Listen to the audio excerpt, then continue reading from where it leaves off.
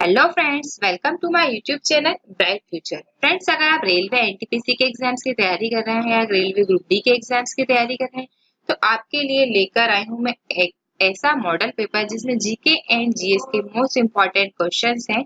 ये है GK and GS के मोस्ट इम्पोर्टेंट क्वेश्चंस का पार्ट 2। इससे पहले मैंने इसका पार्ट 1 अपलोड कर दिया है। अगर आपने वो भी नहीं देखा है तो जल्द से जल्द आप उसे भी देख लीजिए, जिसका लिंक मैंने वीडियो के डिस्क्रिप्शन बॉक्स में दे दिया है। फ्रेंड्स, जिस टाइप के क्वेश्चंस रेलवे एनटीपीसी और रेलवे ग्रुप डी में प्रीवियस ईयर एग्जाम्स में देखने को मिले थे, उसी टाइप के क्वेश्चंस मैंने इस वीडियो में इंक्लूड करने की कोशिश की है।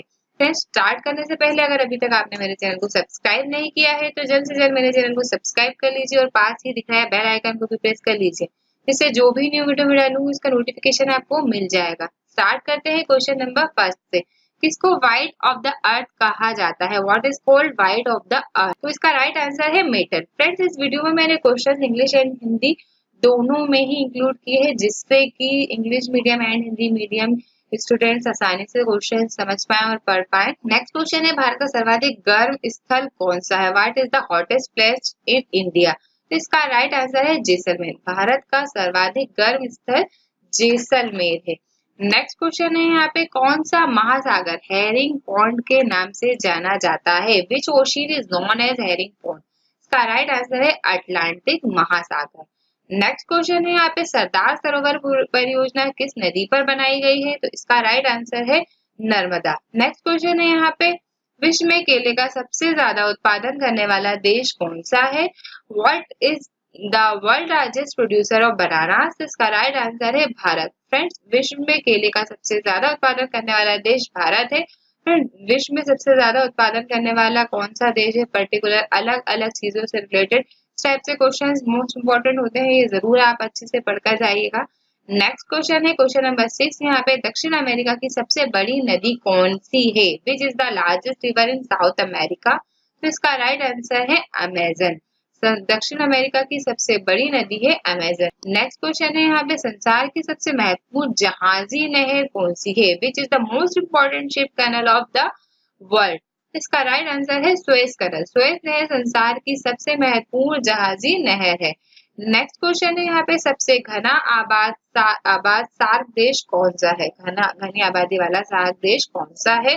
Which is the most populated country of SAARC? इसका राइट आंसर है बांग्लादेश। नेक्स्ट क्वेश्चन है यहाँ पे, बरमूडा त्रिभुज किस महासागर में अवस्थित है? बरमूडा त्रिभुज की बात की जा रही है। Bermuda triangle is located in which ocean? तो इसका राइट आंसर है उत्तरी अटलांटिक महासागर, north Atlantic ocean. North Atlantic ocean में ही बरमूडा ट्रायंगल उपस्थित है। नेक्स्ट क्वेश्चन है क्वेश्चन नंबर 10। पाक जल संधि किसको जोड़ती है?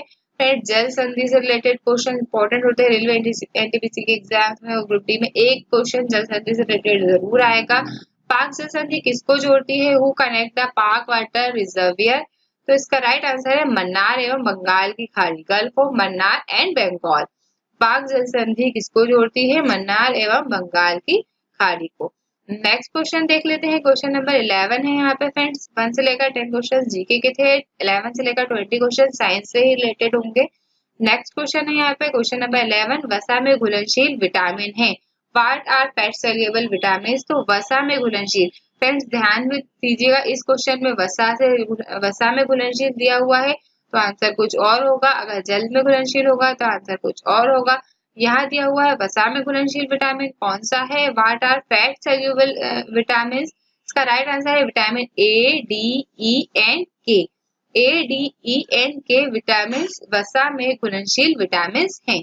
नेक्स्ट क्वेश्चन है क्वेश्चन नंबर 12। जल में घुलनशील विटामिन कौन से हैं? यहाँ जल दिया हुआ है, लास्ट क्वेश्चन में वसा दिया हुआ था। What is water soluble vitamin?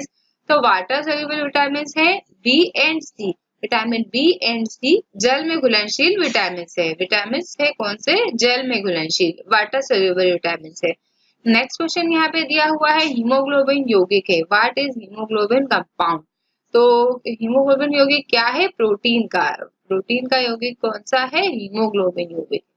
Next question है यहाँ पे क्वेश्चन नंबर 14। टारपीन का तेल मिलता है? टारपीन के तेल से रिलेटेड क्वेश्चन मोस्ट इंपोर्टेंट होता है, अच्छे से पढ़कर जाइएगा।